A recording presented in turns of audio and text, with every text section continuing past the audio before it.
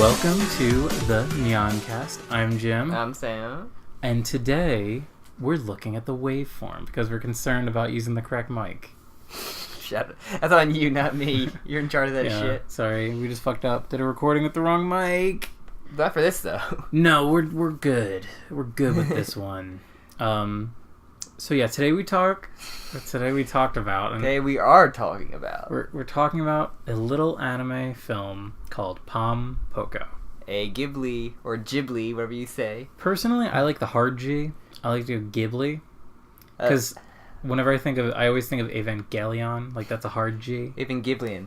Evangelion, yes. Yeah. So for me, I know there isn't a real way to say it. Like, I'm pretty sure the directors that working there have said both, but I always say Ghibli. Sounds right to me. I don't care either way. You really seem like you're caring a lot. I have to go both ways. Sam, you're crying. Why are you crying? Yeah, because my tears are so deliciously salty. All right, so today we talk... Oh my god. Pom Poko. We're going to talk about... Pom Poko. Pom Poko.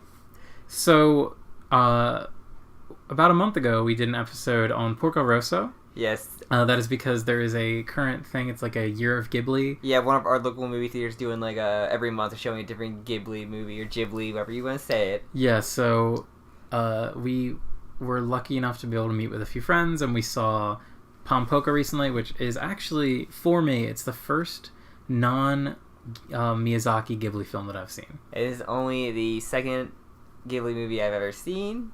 Second and a half, because I saw half Prince Mononoke. But yeah, I thought pretty cool.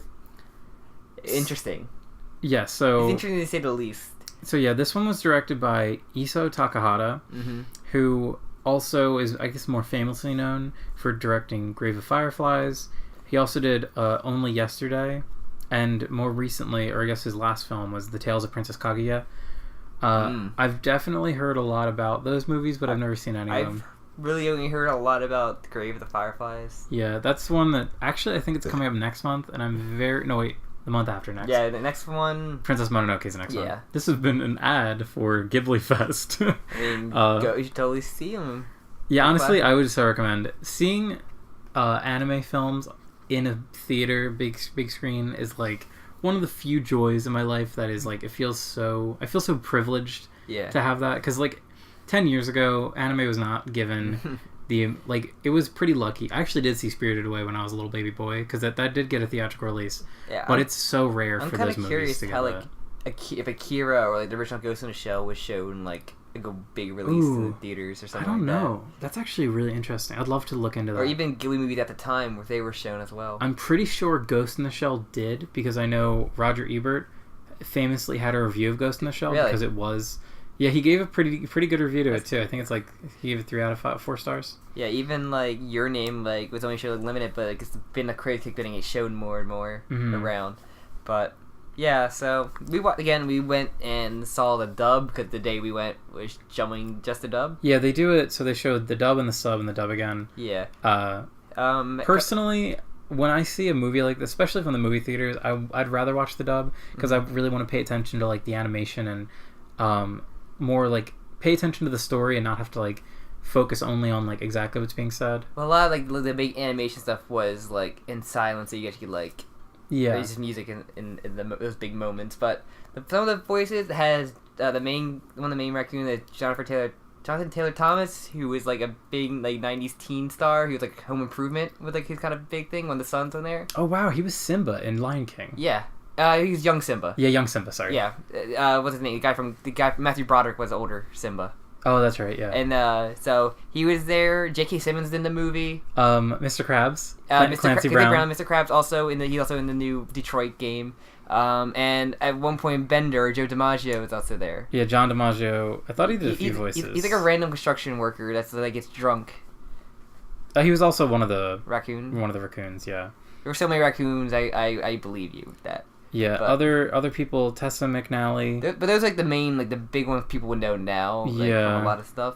But yeah, and from going to this movie, because like there was like a brief, before we talk about the movie, do you want to talk about the animated short we watched before that, or It felt like nothing like for me. Oh yeah, the weird like Chinese shopping mall. Let me look up the name of it because I don't remember.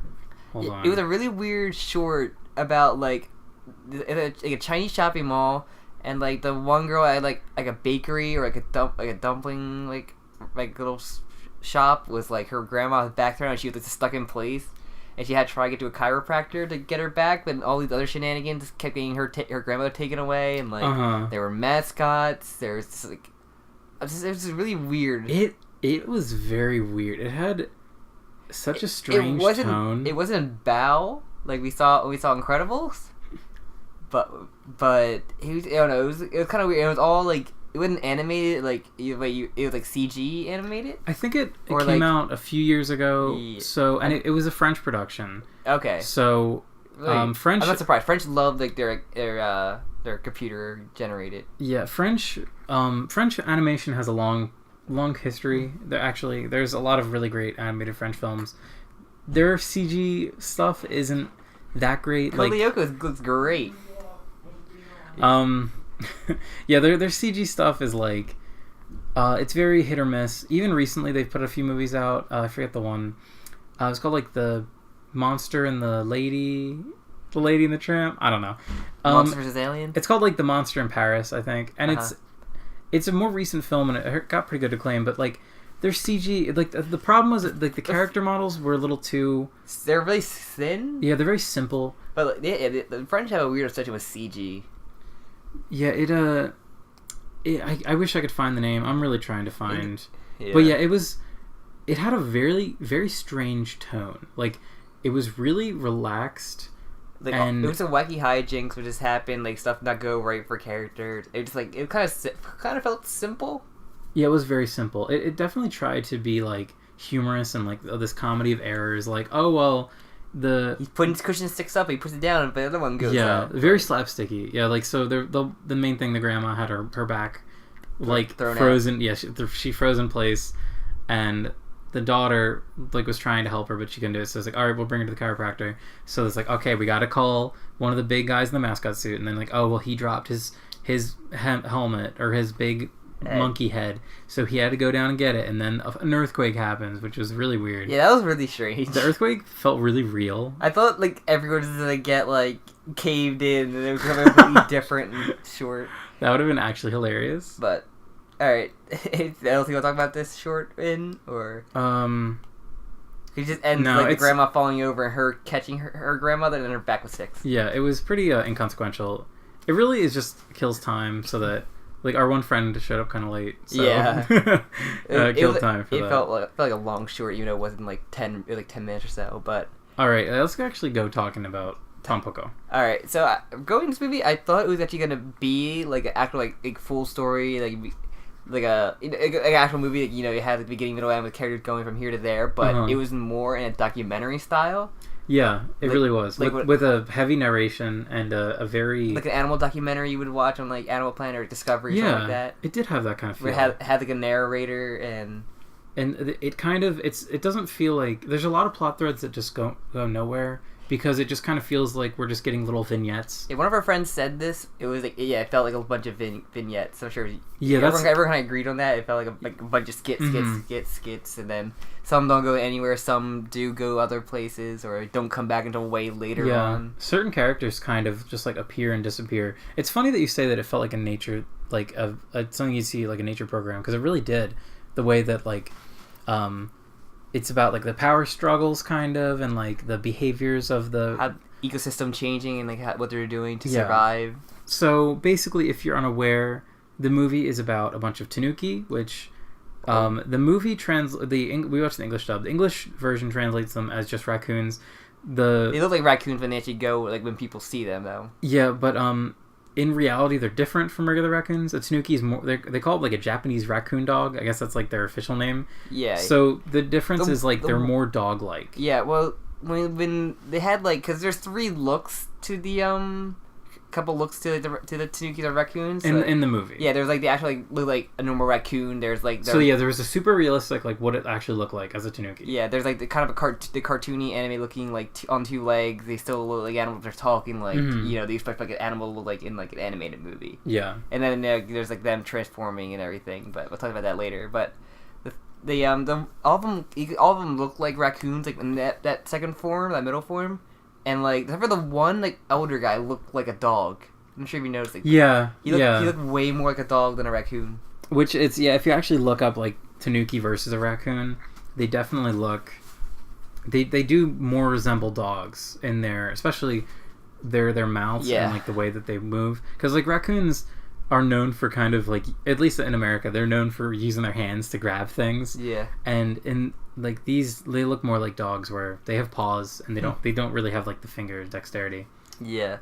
So in this movie, it felt long. I'm not sure how long the movie officially was, but it felt long. Look that up. Yeah, it did. It really felt its length. So it felt like a real nature documentary. Oh, by the way, so yeah, this movie was from. What year? 1994 was when it came out. Sounds about right. I thought I saw 1988. I guess I was wrong. It's 1994. It was 119 minutes, so it was just shy of 2 hours. Jeez, felt like it. It definitely did not need to be 2 hours, in my opinion. No, it did not. The last they could cut out. The last, especially... Not the last, exactly, because the ending did kind of have a bit of, like, expediency and fixing. Yeah. But there was a good, like, 30, 40-minute chunk that could have been heavily edited middle part. Down, I think. So, I guess, like, the first part of the movie is really just a backstory of, like, the raccoons and... I'm going to call them raccoons, I don't feel like saying Tanuki. But yeah, it's, like, their backstory of, like, how they lived in the land, they moved into, like, an abandoned farm building with plenty of food and like, fruits, and, like, they kind of lived on their own and they partied a lot. And then kind of, they knocked down the building, and then factions kind of happened. They had, like, you kind of see this weird, like, samurai battle between the two families. Yeah. Of like the guy with the red vest. There's like the red vest and the blue vest family, and I think the red vest was that was the one with I forgot the guy's name. It was Clancy Brown. Yeah. He's like he's one of the main characters of this shit. Yeah, he was Gonta. So yeah, they have names. I don't feel like I will try to I will try to say their names when I remember them, because I'm looking at a list. He's like the focus more in the early part where the other guy, the John Taylor Thomas character is. So yeah, so basically the main ones that we talk about, Gonta he's very militaristic. He has no remorse for humans. Okay, so basically let me just explain. So the plot of the movie is about how these raccoons, who are already a small number of raccoons, are slowly having their forest taken away and becoming developed apartment complexes for humans. Yeah, it's for Tokyo. Like Tokyo living. So basically they all have different approaches to it. They keep saying how the raccoons are very lazy, so they tend to kind of forget to work together a lot, or they just they'll just like eat a bunch of trash and then be okay with it. They'll work on it for a little bit and then just don't bother to finish it. Yeah, but so basically Gonta, who is voiced by Clancy Brown, he's the militaristic one. He wants to kill humans. Like there's a scene early on where they start kind of like fighting back against the humans, and they're like, oh shit, we killed a few humans by accident. Yeah, because the main things they do the art of transformation. Like you see like each of them, I was gonna get into that in a second. I just want to do some characters into that. first. Like they pretend to be humans to like in a rainy storm to like dry them off the road or like on the ditches and everything. There's also Sasuke. Oh no, sorry, Shokichi, who is the main sort of raccoon we follow. Yeah. He's definitely felt younger, especially the voice actor. Yeah, is Jonathan Taylor Thomas. So he felt more like a kid, and it was kind of like he was the level-headed one who was like, we need to like work together and think. Scare them. That's all you need to do is scare them away, and that'll fix our problem. Yeah, and Osho was the old one. Was she the elder? He was the old one that was the old dude. The old guy. The 99 or the 999-year-old. No. He was their. Oh, their elder. Yeah, okay. he was their elder. Not the other elder. Okay. There's a lot of elders in this. There's like the female elder as well. That helps them transform. Let me see. I'm trying to find who the old lady was. I guess that was Fireball Oroko. I guess. who she was kind of like the mentor. Yeah, there was in the beginning of the movie, all the raccoons are fighting in kind of like a civil war, and it's funny because they have like it's like a mock samurai because they're transforming and like samurai stuff. Yeah, the raccoons have this power to transform, which when they don't train it, does manifest them as like wearing clothing or like they can make a sword out of a stick. By the way, you'll see a lot of raccoon balls in this movie. Oh yeah, so that's the big thing about the movie. I guess raccoon Tanuki are known for their ball sacks. I guess. Which we'll go into that later. But we see pretty much every frame that there's a male Tanuki, you see his a very crude little ball sack. And only one time you'll see a raccoon tits. Yeah, there was nipples. It was strange. PG movie with raccoon tits. Yeah, okay. I can't really go into every character because I honestly forget a lot. J.K. Simmons' character, he was kind of like the opposite of like Gonta's character, where he wanted this change, but he didn't want violence against humans. Yeah. Basically, the elder woman, who she's kind of dressed up like a very traditional Japanese, like kimono with the hair like in a bun. Yeah. So she kind of like inspires everyone to be like, all right, like the old ways, how it used to work before raccoons got lazy and we just ate trash all the time.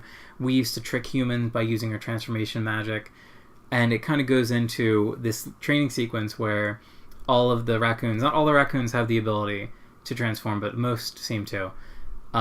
They start learning how to like disguise themselves, and this ends up leading, like as you said, the movie's told in documentary style, so it goes like, okay, the 33rd year, and it's spring, and so the movie jumps forward a little bit to when they start building, like knocking the forest down. It goes like, these are the best. Like, this is how they practice their disguising. Some go into the city. They like kind of get at one point they have to earn a certain amount of money, but they have to kind of get out like because they get tired because it kind of when they transform, it kind of drains them, so they have to either drink energy drinks or something like that. Yeah, they learn how to transform into humans, which is hilarious because. Well, I love about that. Yeah, like the more tired they get the bags under their eyes like raccoons. Yeah. And being a human's really taxing for them because you're just working all day, so they can't do it. So like later on in the movie, they need to start earning money. So what they do is they have like 5 Tanuki for one dude at a construction site because he's only able to work for like 30 minutes and then he gets too tired, so then they have someone switch out. Yeah. It's a really fun scene. You have that, and you can turn into like random items like a bunch of statues. You can turn like the Buddhist statues or stuff like that. So really the movie almost becomes like, as we said, like vignettes and also kind of like montages of scenes where it's the raccoons doing it, like trying to like carry out a task or accomplish a task. Yeah, we get like the attack on humans when like they like just drive them off the road and like, oh, that could work. After everything, they have to party. After like every little thing they do, they're really easy to go out and party, which is really funny. Yeah, I love that they love partying so much that they always do that. Oh, there was something else I want to mention. Oh yeah, so basically, as we mentioned the ball sacks already, the male raccoons use their ball sacks in a variety of ways. Yeah, Jim burst out laughing when no one else in the theater was really laughing. It's kind of very noticeable. Oh, it was hilarious. That happens occasionally, but it was... Okay, so yeah, basically, Osho, the elder one, was like, alright guys, he had a meeting, and he's like, alright, I want all the boys to stay after. I want to show them something. So then it cuts to the next scene. All the boys are sitting in front of him.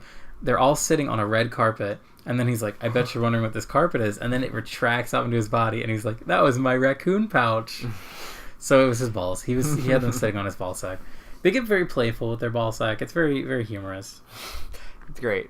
But yeah, so they do a bunch of little shenanigans, but every time they think this is definitely scare them and people are going away, humans keep coming back. Like there's also you have time where they kill them, but there's also a time where there are main. Stop showing me pictures of Tanukis. I just found out that all of the elder ones are based off of actual. That's cool. There's a part where our main raccoon and like they had a little love interest that kind of goes away after a point. So yeah, the one thing that was important about that was the raccoons had all agreed that they weren't going to mate for an entire in the first few years. The first year they don't, because they when they mated, then they got preoccupied with their lives and their children, so they wanted to, and also if they had more children, there was more mouths to feed, and they already had like dwindling resources. Yeah. So that yeah, the first year they don't do it, but then eventually spring comes around, and because they're so used to like getting these small victories, where okay, yeah, we tricked the construction workers, or we destroyed their equipment. The one time with him and his female love interest go and like have little children, and like they just do like, supernatural stuff of like just fucking up the hell, like their little like living quarters, and like they quit, but more come in because it's how the workforce is. And like they always have a rival on the TV show where like, oh, it's real, and we're like, no, they're lying. They're like crazy people. Blah blah blah. Yeah, I love that the raccoons steal TV and they're obsessed with it. They watch TV all the time. There's that weird subplot that's not really weird, but a subplot where like they send 2 raccoons off to like I wanted to talk about that. Yeah, find the elders, which is like only one of them is important. The other one just doesn't matter. Oh yeah, well that's the thing about this movie. It feels weirdly realistic in how it handles its characters, where it's like not everyone has an arc, just like in real life. Like you go out to do something and you might not actually accomplish it, but you end up doing something else. Like so yeah, we have these 2 raccoons that get sent off because they're these supposed elder raccoons who are masters of transformation, who I'm looking at the Wikipedia page are actual mythical figures. The one was Kincho Daimyojin the 6th. He was the one with the glasses. That was like the bigger one. Yeah. Then there was Yashimano Hage, who was the little, really old one, the 99-year-old or 9,000, whatever. And then the other one that looked like a wolf, Inugami. Mm-hmm. At least I think I have these right. I might be wrong. I'll take your word for it. But so he goes out to get those guys, and another one goes off to find like another island. Well, I thought they went together, but what ended up happening was they had to find 2 different elders on 2 different 2 islands of them. But so yeah, what the one, that you're right, because the one who's the fat guy, I forget his name, because he wasn't really he wasn't good at transformation, so he wanted to do something else. But he ended up like finding his calling in like another way. Like he just became like a wanderer. He kept looking for him, and because no one on the island knew who the elder was. Yeah, it turns out he died, like he passed away or whatever. And then the other one found it, but he had his own story, which we'll talk about once the actual other elders come in. But yeah, so a bunch of scaring stuff happens, and like the Gonta is like in a body cast because he broke all his bones in like a celebration or something. Yeah, so it was kind of like a perfect storm for the first year, because the militaristic one, Gonta, he couldn't carry out his coup because he initially wanted to have like a coup. Every time he tried to do a coup, though, like even early before, like, but what about all the tempura?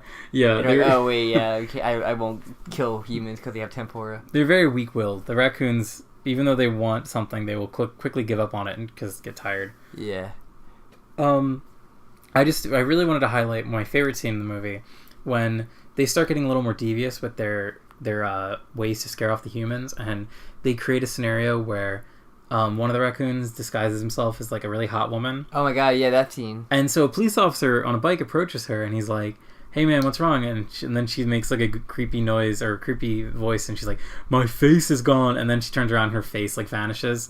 And the police officer loses his mind, runs off. But then she steals his bike. Yeah, she steals the bike and then chases him with the no face, and like everything's gorgeously animated. But this whole like long sequence where the police officer goes to like he goes to like the police station, and he's like, "Oh my god, there's a monster out there." And then the other police officer turns around, he's like, "What, did she have no face?" And then he has no face.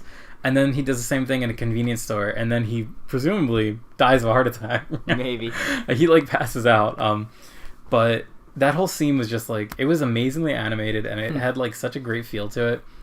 Just like the scene when she grabs the bike and starts biking up to him slowly. It's so creepy, but it's really funny. The movie was definitely enjoyable. I thought it was funny.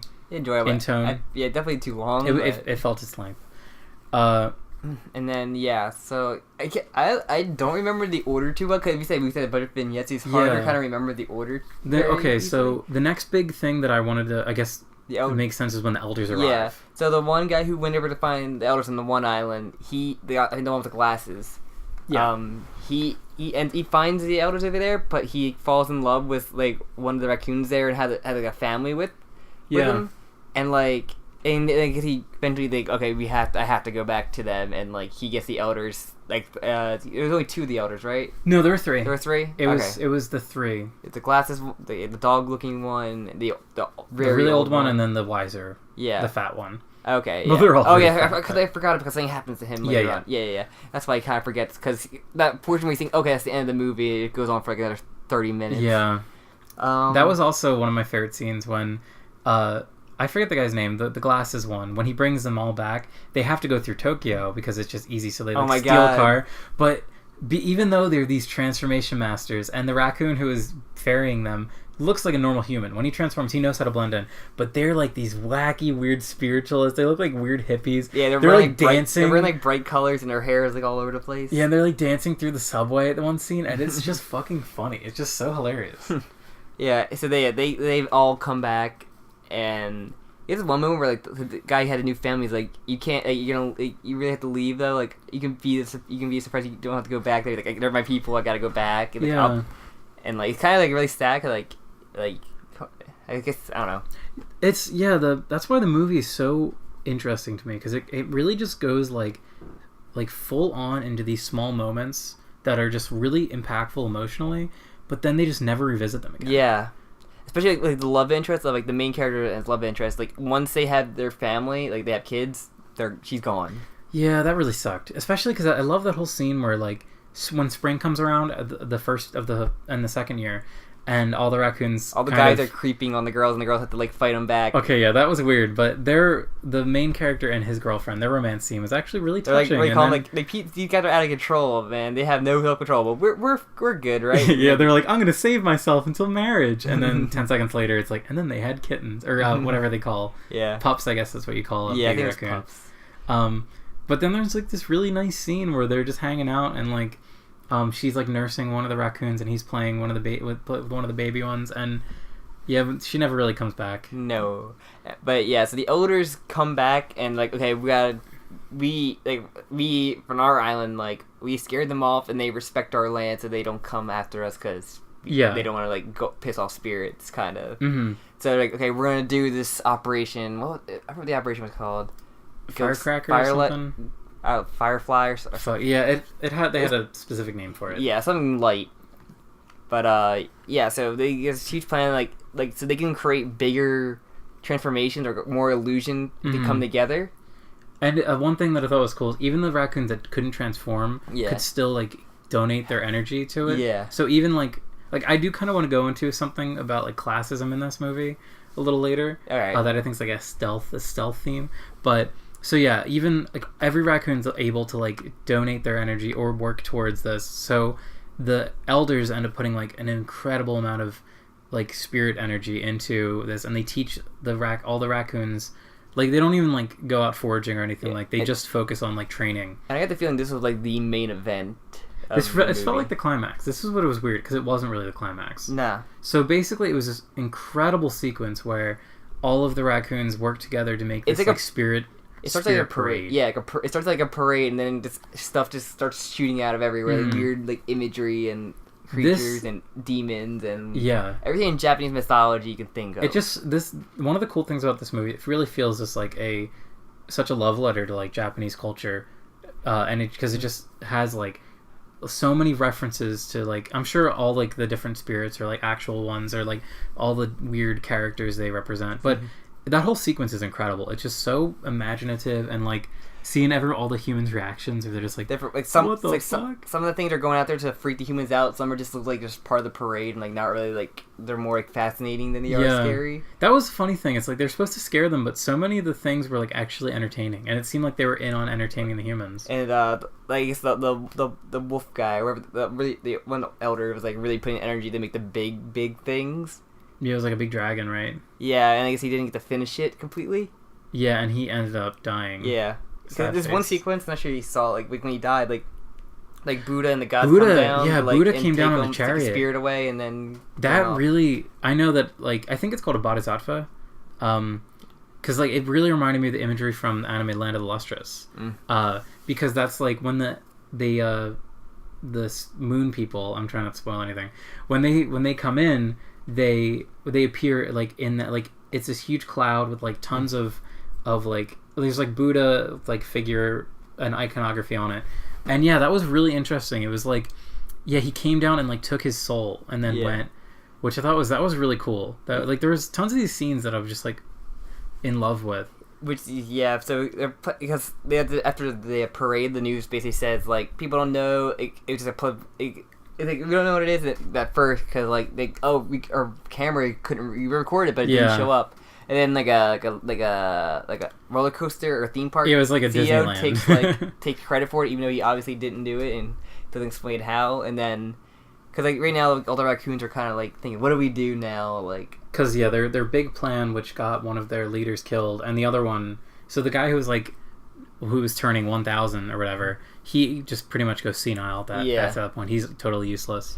But in the meantime, like while the one elder with the glasses is like walking, he meets a fox.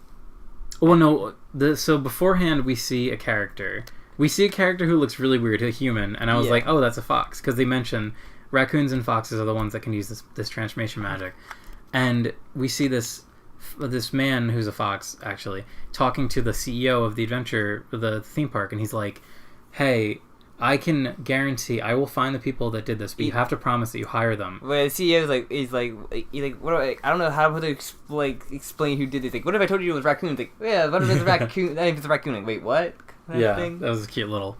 But so basically, the fox appears to the raccoons. And there's a lot of stuff that happens. He appears to the elder, and he's like, if you, you move out of here, but you have, you have decent living. All you have to do is, just keep doing the transformation stuff at an attraction. At the meantime, you're trying to be seduced by like a bunch of other foxes who are ladies. Yeah, which I really love. Like the universe this world creates, where foxes learned that the only way to survive in Japan nowadays was to blend in, and the idea of actual a sort of, what would you call that? Like a host club, or maybe. Or what do they call how they have host bars, or hostess rather. Yeah. I love the idea of a hostess bar being a bunch of fox. That sounds like it could be an anime, in itself, or a fun story. And but he goes back and tells the other raccoons they have a deal. So basically the deal would be only the transforming raccoons the other ones have to fend off with and themselves. They would live. And they'd live with the humans, and they would work exclusively at the park. And the fox is like, it's a good deal. You'd get paid more money than you know what to do with. You'd get fed all the time. It's like, but the non-transforming ones just don't have a place in this society. Yeah. It was it kind of sucks. But I really like it after that, where he does. I'm sure that happens shortly later on, but the conclusion of that kind of story with the fox is he's in the middle of the woods, and there's a building or something, and I guess the fox, the theme park CEO, and I guess one or two other businessmen are with them, mm-hmm. and they go into it's kind of like a what's it kind of like a House of Illusions, or that fun house kind of thing, where all this weird stuff is happening to them, and then they get the briefcase. He has a briefcase of money too for the deal, and of course they have a briefcase. They shoot them out of the building. The building flies away, and the money comes with them as well. And that was weird. I didn't quite understand that. So basically, I mean, we can kind of go through the rest of it. The one elder came senile, and then he kind of had a moment where he was like, "It's time for me to go off to the next world." Yeah. So he makes. Out of his ball sack, he makes a ship that will ferry him to the next life. It's full of jewels and gold and treasure and a bunch of raccoons join him. He had a bunch of followers. At one point when you see now, he's a bunch of religious followers that kind of also just follow whatever. So so they all go party off into I guess to death. Or I thought that was another beautiful scene. That was just this phantom boat that just had the souls of these raccoons that just kind of went off into the mist and then disappeared. Yeah. That was just and it felt appropriate for the character because he kind of just didn't belong there anymore. He did his big thing and he was gone. Yeah, raccoon numbers are really kind of dwindling. Yeah, at this point they explain how the forest is completely gone. So they had to go into the city where a lot of guys run over by cars or and put in the traps. Yeah. Also Osho, the leader, the kind of leader, the oldest of the original raccoons, he was we should just write a letter. Let's write a letter to the news station and say, hey, we are raccoons and we are here. We're queer and we don't want to get hit by any more deer. At the same time, Gonta and his faction go off to they're doing his plan of going violent against him, and yeah, so they just go, and instead of trying to be sneaky, they just go straight off and attack. They also attack at one point where they push like a backhoe like or a tractor like off like, the mountain. And you see raccoons. Very funny, but yeah, they get all of this beaten with like batons, and then they get beaten, and then they come back, form together, and then just get like hit. Okay, that was really weird. Yeah. So these scenes a lot of these scenes we're talking about happen concurrently or out of order with what we've already said. But so, yeah, a bunch of the militant raccoons, they use their ball sacks to hang glide to the police. Then they enlarge and they embiggen their ball sacks to like meteor slam on them. But yeah, they all get killed, and we see this like very realistic pile of dead raccoons, and it's really sad. They always show dead raccoons in this movie, and when they do, it is really sad. Especially getting hit by a car. Yeah, when they show the one get hit by a car, that is like a really fucked up moment. Like it feels a little bit. It feels really like almost tonally incongruent, but I think it works. What was I gonna say? Oh, so yeah, they all form together into this weird like creepy head that start just like running through. It's like a demon head. Yeah, it starts like bouncing through the streets of Tokyo at night. It crushed a couple of cars. And then it itself gets hit by a car. Yeah, because it stops to look at a car. I thought thinking they'll swerve out of the way. No, it looks at the boat. It sees the boat going to the next world. Oh, okay. That we saw the elder, the really old one, and then it gets hit by a car, and then they presumably all die. Yeah. So this is where the movie starts to get like really symbolistic, or like really symbol heavy and like metaphor heavy, and I don't have any answers. Like I really don't even know how to parse that scene. Yeah.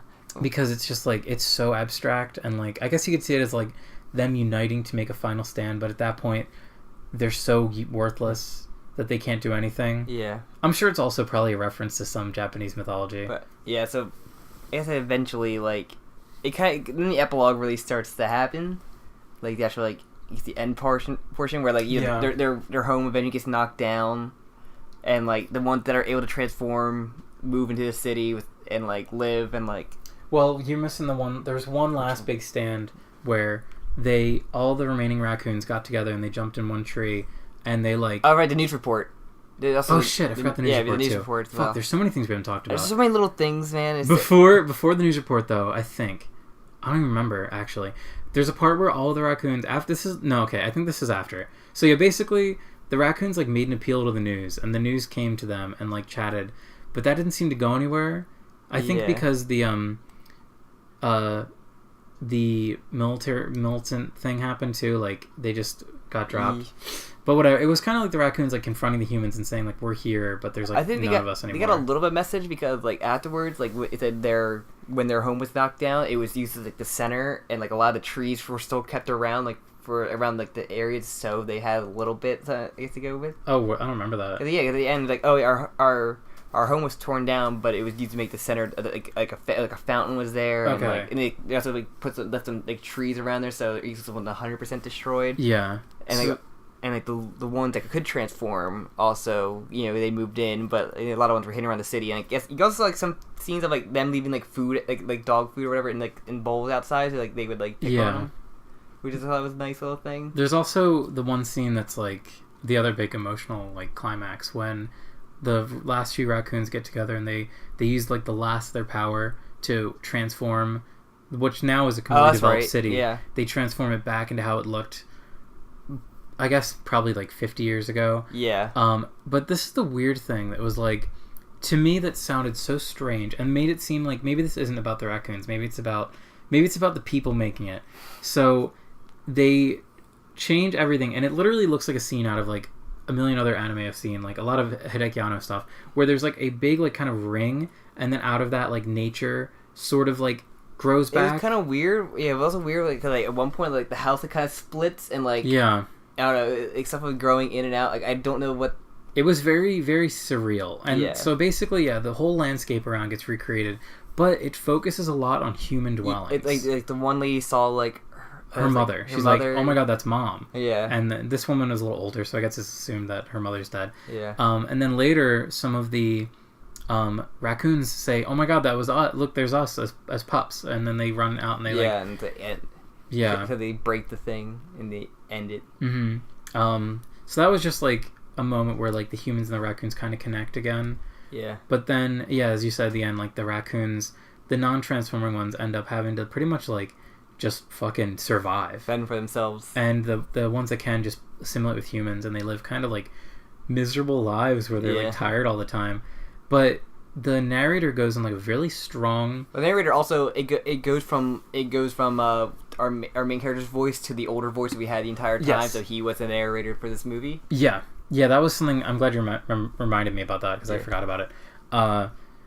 The narration is very sympathetic and very positive towards the non-transforming raccoons about how even though they die all the time and they live these kind of horrible lives, they live for the moment, and they're constantly living to their fullest extent. Like everything they do, they put 100% in because it's probably the last thing they're doing. Yeah. Because they're constantly getting killed by like cars and stuff. Yeah.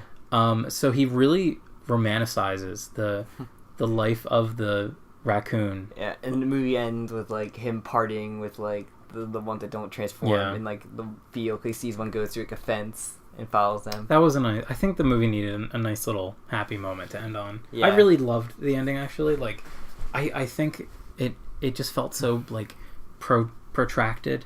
It could have been shortened, but it just I really would love to like hear, because I know this movie's much bigger in Japan than it is in America. Yeah, definitely.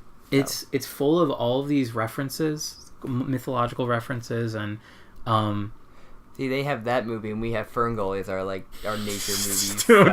Don't compare these. I'm not comparing them. That's what we have as movies for nature. That's like a morbid truth, because I think they actually came around at the same time too. This movie definitely is environmentalist, very much so. Definitely.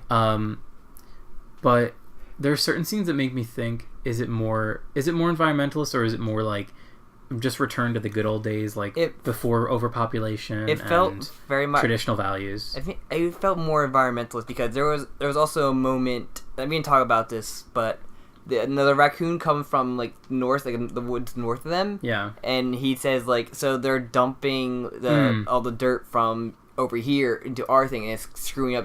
It polluted our water, and all this other stuff. Like, okay, yeah. The one raccoon says like, so they're not just fucking us up; they're fucking up all of us, multiple ecosystems. Yeah. So yeah, that's true. There definitely is. It's very strongly environmentalist, which is pretty par for the course for Ghibli films. Yeah, they're almost always about either the natural world being destroyed or natural order being overtaken.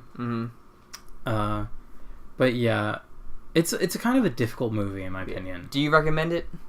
I would, with a caveat. It's a qualified recommendation. It's not like if you love like Spirited Away, I'm not going to tell you to go see this. Yeah, I can't say for how it is compared to other Ghibli movies because I haven't seen that's true. that many, but it definitely like if you don't like documentary style movies or like nature stuff like with a heavy nature focus or message, you're probably not going to like this that much. Maybe. If anything, look up like there's certain secret like scenes you can look up that you want that's the animation porn. Yeah, there's a lot of great animation in this film, and so look at like the Spirit Parade and the scene with like the face is like really good to like watch.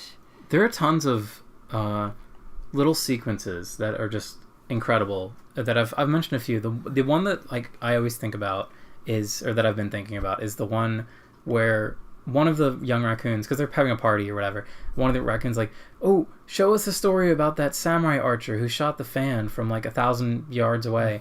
And then he's like, all right, but I'm gonna need some help. And then he like grabs like every raccoon and like changes the way the world looks. Like turns Gunta into a horse. Yeah, he turns him into a horse, and then like there's a cool scene where he's like running back with the horse, and then as he runs closer to the camera, the whole world kind of gets flooded, and then it's just like this epic scene where it's like super just gorgeously shot, or well, gorgeously animated, and it's super tense, and there's like no music or sound, and he just shoots an arrow at a fan, and then the scene ends. But like the level, like the love that was put in that is so, I don't know, it just makes it feel so important. How do you think it compares to other Ghibli movies then? Where do you rank it? I'd probably rank it lower, to the lower end, just because the ones that I've seen are Miyazaki ones, and I love them very much. Yeah, it's definitely worse. I hate saying worse because it's just good in different ways.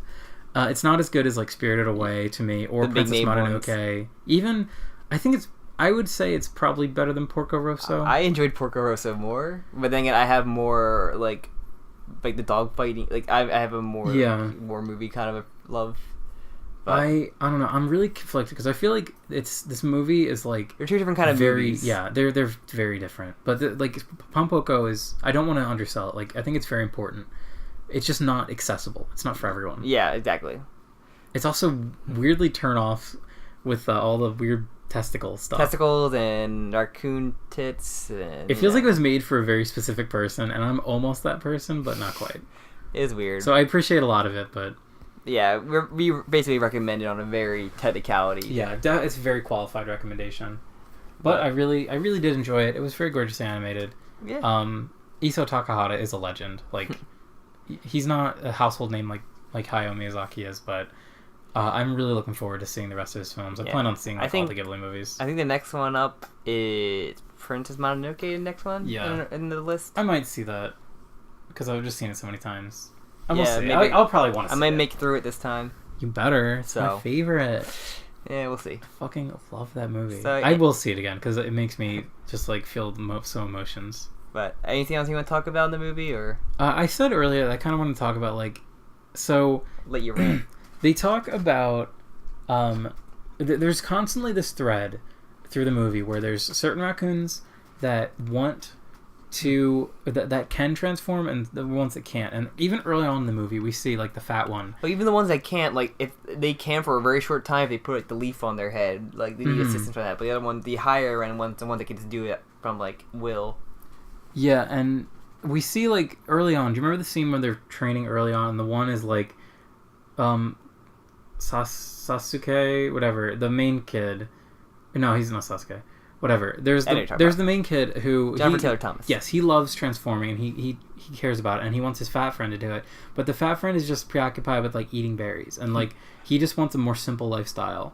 So, and then later on we see like the raccoons really unite with each other, and they don't they don't want to just take the easy way out and get a job working for this theme park, because even though it would be good for them, they're like so many of their kind would be suffering. Yeah. I also I just don't know what to like. I don't know what to make of it. I think it's a very interesting theme. It feels like a class thing. Yeah. But it's also, I think it might be how like Japan, Asian countries have like a very populist unity to them, and I think it kind of has to do with that, where it's, even though there are individuals like what's the word, like enhanced individuals among them, they still care about the overall society. Yeah. And they still, even the weakest is someone that they... That's just my interpretation. I might sound like an idiot. But... Nah, everybody has their own interpretation, man. The other thing I thought was really funny in the movie, where like they like explain transformation, like guys had to turn into guys and girls had to turn into girls. Yeah. Both ways doesn't go very well or look very well. It's a really funny little thing, but it has that sort of like etchiness to it. There's a bit of etchy to the movie, which is like, it just feels very anime to me. Like, yeah, definitely, especially 90s anime. Like you there is just a bit of that everywhere. Like there's that one scene, the scene where the one raccoon is the hot girl in the red dress, and she chases the police officer. She puts her, like, she steals the bike, and there's one quick little shot where she puts her leg up to like straddle over the bike, and you see like one frame of her underwear, and it's like, it's so tasteful, but it's also like a little like lewd, and it's just like, well, they're raccoons, they usually don't have to worry about that kind of stuff, but so I have to kind of understand it from there. Yeah. But all right, anything else?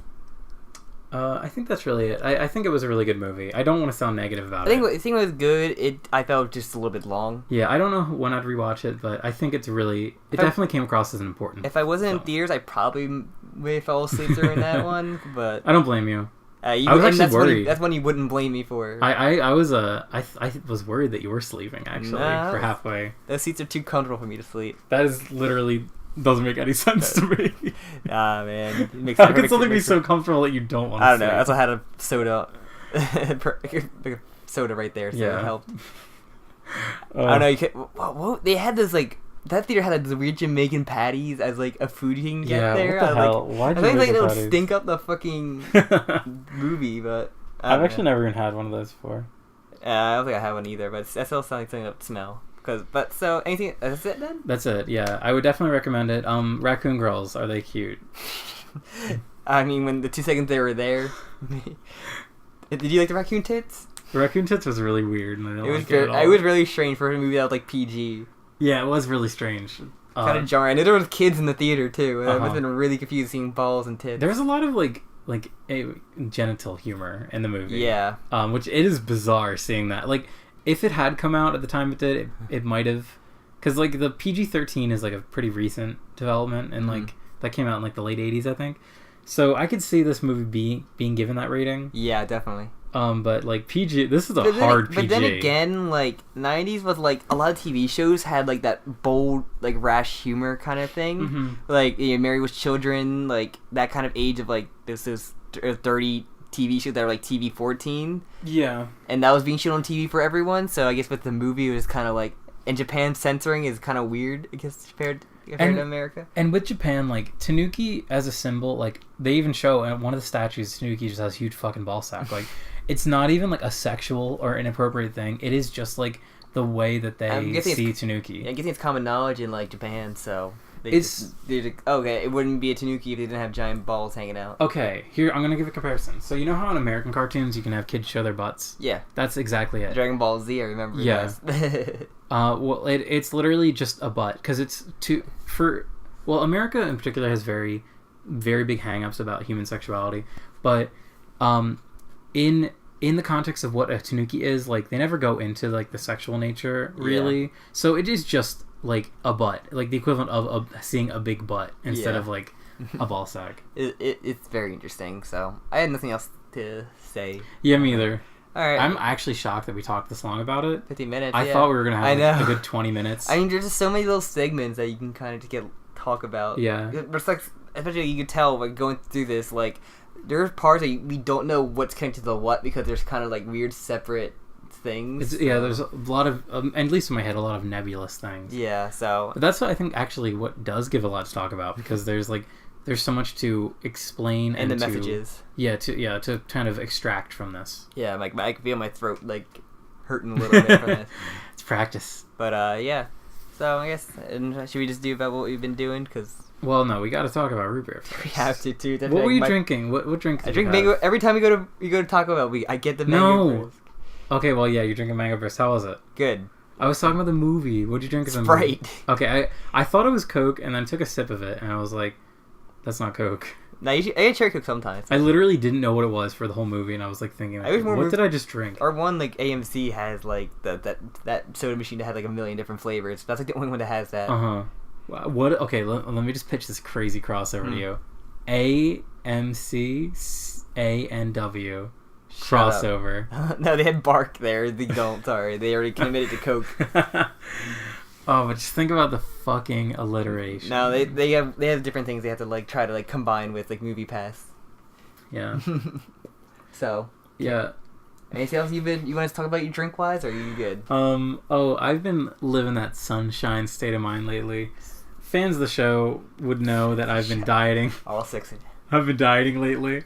I think I've talked about it. Maybe. I don't know. I can't remember. And shut your mouth. It's been a while. It has been actually a while since we've done one of these. And I was hanging out with friends the other day, and I was like, you know what? I want to get a Corona with lime. So I went out to the store and bought Corona Lights and had them with limes. And I felt like such a basic bitch. But I really enjoyed it. I'm happy for you. And I just bought more Coronas and limes yesterday. Of course you did. Of course you did. I ate too many calories today, though. I can't have any tonight, Sam. Then don't. Drink water. I'm going to. Do it. So, any other drinks you want to talk about? Any other basic bitch beers here? No. I just felt like that was such a funny thing. All right, Sam. What have you experienced in this week recently that doesn't have to do with raccoon testicles? That's all I've been doing and thinking about. I'm trying to think. Keep it quick. No. I know for a fact I started playing Devil May Cry 4. Okay. Pretty fun. Soundtrack's pretty rad and the cutscenes are ridiculous. I finished watching the latest season of Supernatural, it was good. Finale was kind of weird and but other than that, strong season. What else have I been doing? We watched a lot of My Hero. We did. Yeah, we did watch. Like, I can talk about that. Which once the season's finished, I think we'll probably do an episode on that. Yeah, totally. Which I've been liking it. Yeah, I've been liking it. It's been good. As a very vocal critic of My Hero Academia, as Boku Hero Academia, I think it's pretty good. As the one fan of the Invisible Girl. Hey, I know Jeff Thu from Mother's Basement loves her too. I'm not the only one. I mean, that one cosplay burlesque what's it called? It was Katsucon. Nope. No, it was A Next. Yeah, A Next. That I had a brain fart there. I forgot like what month I was in. Yeah, they had this strip. It was easy to strip, but she had a strip on with the Invisible Girl. It was really good. That's funny. Yeah. Then what else was there? Haven't played much Nier. You don't think? I think that's really it. I watched more Hinamatsuri. I forget it's a long name. The basic psychic yakuza. I really want to watch that. Really good. Feels in that Dragon Maid. Do you know who does it? I forget who does it, but it feels that Dragon Maid vibe or feel and everything. And that's really the main things. Like I haven't really finished anything. I've been like started watching Hinamatsuri. Yeah, I was kind of right for a change. You're pretty close. That's closer than I usually get. Yeah, that's true. All right, so Jim, what about you? So I've actually been, if you've been listening to the last few episodes, you know that I've been listening to, I've been watching Kari Kano, also known as His and Her Circumstances. How many episodes is it? It's 25. Okay, I feel like you've been watching it for like ages. I know. Because I get like sidetracked with things and I never finish anything anymore. But I've really been loving that. It's a fantastic show. I've heard it gets really bad and I'm very sad about that because I'm really enjoying it. How far are you? Halfway. I'm at the halfway point. I just also watched a movie that was incredible called Mother. It was literally a masterpiece. 10 out of 10 film for me. I already covered my mouth when I yawned, but I'm not going to for this. You're gonna make me yawn. Good. There you go. That's just how I feel about Mother. That's a pretty big yawn. You are a hater, and you don't understand art when it hits you in the face. I have no respect for movies. You have no respect for knights. Yeah, Mother, I don't want to say anything about it. It is just incredible. It is a tour de force of cinema, and I'm probably overselling it at this point. But I honestly cannot wait to watch it again. What else? Mother was really good. And I guess I don't want to spend 20 minutes talking about shit. I feel like we need to kind of cut the section down a little bit, maybe. Maybe for this week, because we did talk like 50 minutes about this movie. Yeah. I have been watching Darling. Oh, God. In the Franxx. You and Murphy might do an episode about that. Yes. I would like to, because I have a ton of shit to say about Darling in the Franxx. Yeah, I haven't watched it. I feel like you won't, because you don't like Ava, so you won't like this. Because Darling in the Franxx is just the worst version of Ava. I like the absurdity was kind of like what the selling point seems to be. Yeah. But I've been hearing like bad things, at least from the last couple episodes, episodes of the 20s I've heard that have not been like. Oh, that's unfortunate. Because I've really been liking it. Or what I've been hearing, like, I know. I think Mother's Basement talked about like it was kind of bad. Yeah, I've heard a lot of people. Complaining about various things. I am currently at episode 19, or I just watched it, and I'm gonna wait for the show to finish airing before I go because I'm really kind of into it. I think I definitely want to talk. Like, I think you should watch Hinamatsuri. I think you definitely would like that. Yeah, I'll check that out. So we talk about that, but I'm watching too many things. I know. Right now. I need to finish. I'm really devoted to finishing Kari Kano. I really want to get that done. Yeah, because I want to just have something to finish. And another thing, I think we both saw Incredibles 2. Oh my god, I literally have nothing to say about it. I forgot all about that. It was enjoyable though. It was definitely a good movie. Yeah. But it wasn't. It was like a shadow of Incredibles 1. Had a really strange, jarring short before that. Yeah, that was a weird one too. Which you have to watch it. It just those words do not describe how weird it was and how silent it made the movie theater. Yeah. But yeah, it just I don't know. It didn't do it for me. It felt like I've heard a lot of people talk about it, and it's one that I really resonated with. Some guy said it felt more like an installment than a sequel. It didn't feel like a true sequel. It's funny that I went discussion thread about Incredibles 2 on Reddit, and the #1 comment was about the short. About how silent the theater was when during it. Yeah, that just shows how like weirdly flaccid the movie was. Yeah. All right. Anything else or? No, that's really it. I think. I guess we used to do the where can they find us part now? Yeah, check us out. We're on iTunes at the Nyancast. Mm-hmm. Also on YouTube, we have a sister podcast called Joe Kakaka. If you're into JoJo's Bizarre Adventure, give that a check out. Which was part 5 being announced. Yeah, part 5 is announced. Hey, we did it. We got spoiler cast on part 5 in case you haven't read it. Yeah, maybe I'll link that. Yeah, maybe. If I listen back to this episode when I edit it. It's pardon the mic quality, but we really upgraded the mic since then. A couple times. Yeah. A couple times. And then we forgot last episode. Yeah, I'm not sure how that'll sound, but because Audacity is a really cool thing of not putting the mic plugged in as the default one and puts the one installed in the computer. Yeah, I guess that's my fault too, but it's stupid. Not your fault. It's something you don't really tell. It'd be cool if like the first thing it shows you like which mic do you want to use. You have multiple ones detected or something like that. Not a little tiny bar. Drop down bar. The really tiny drop down bar. That would be nice. But yeah. So that's on a technical point though. I think we have an email if you want to reach out to us and if you want to recommend a show. That old thing. Yeah. It's like coughing and like locked in the basement. if you want to rescue the email out of hell. I really would love... Out of cat hell? Yeah, out of cat hell. I would love to... Because one of my favorite podcasts has a segment where they have listeners write in letters. I would love to have a letter segment one day of this podcast. Yeah, once we get out of cat hell, in Marvel's cat hell, listen to the Tiger episode, by the way. Yeah. Plugging more plugs. But yeah, there's a lot of things. And you also can follow Nyancast on Twitter if you don't feel like checking Facebook, not Facebook, YouTube all the time. Facebook. I don't know. I play with Facebook. Yeah, I update the Twitter semi-regularly. Sometimes I shitpost. Yeah, Jim likes to shitpost. Jim, you have to do like, shit videos sometimes. I meant not like shit videos. I meant like you shitpost videos on our own page. Did you see the thing I posted the other day with Bruno? I said, "Is Bruno a moe?" Because one of the pictures of Bruno was him with like huge eyes. I thought that was funny. Yeah. My friend Danny said she liked one of your like meme videos you posted on YouTube. She also listened to the podcast. We're my sister's friends. What? Oh my god, we have another listener? Yeah, I know. One of my sister's friends. But yeah. And wait, what meme videos? One of your Blendesque ones. Not the Sabotage ones. One of the other ones.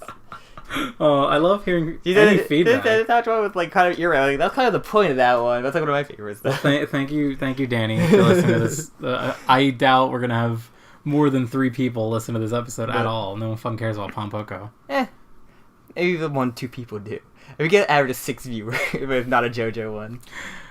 But. Okay, sometimes. If it's recently, we've been getting really shitty views because they've been like shows that no one cares about. It happens. But yeah, I guess I'm on Twitter as well at GoKaikun. I don't post that often, but sometimes I like certain little like memes and whatnot. I think it's better memes on Twitter than there is on Facebook. Yeah, I love Twitter. I go on Twitter so often. Yeah, I find Twitter way more enjoyable than Facebook nowadays. Yeah. So same. I guess that's it then, right? That is it. So we talked about an hour. That's not bad. No, I honestly am happy with this. I really enjoyed this conversation. Same. I am ready for a glass of water though. How about you? Yeah. Thank you for listening. I'm Sam. I'm Jim. Bye. Bye.